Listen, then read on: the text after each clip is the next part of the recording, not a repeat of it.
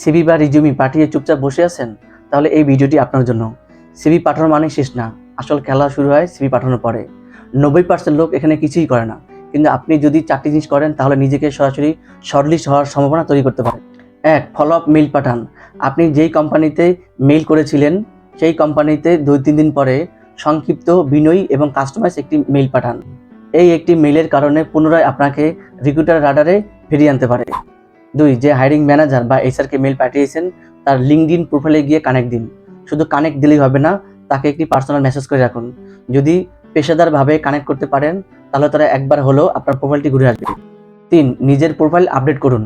আপনার রিজিউম বা সিভি যতই ভালো হোক না কেন, রিক্রুটাররা সবার প্রথমে ঢুকবেন আপনার বিডিজব অথবা লিঙ্কডইন প্রোফাইলে। কাজেই নিজের প্রোফাইল পিকচার, হেডলাইন, কাজের অভিজ্ঞতা ঠিকঠাক মতন আছে কিনা তা চেক করবেন। 4. পরবর্তী 7 দিনে কমপক্ষে 3টি নতুন জায়গায় সিভি পাঠান। একটি জায়গায় সিভি পাঠিয়ে চুপচাপ বসে থাকা মানেই জবটি চাই না বলার নরম একটি ভাষা। স্মার্ট ক্যান্ডিডেটরা সবসময় প্যারালাল অ্যাকশন নেন। আপনি একদিকে ওয়েট করছেন, অন্যদিকে নতুন দরজা খুলছেন, এটাই সঠিক মাইন্ডসেট। 5. জব পাওয়াটা অনেকটা প্রপোজ করার মতন, শুধু বললেই হবে না, ইচ্ছাটাও প্রমাণ করতে হবে।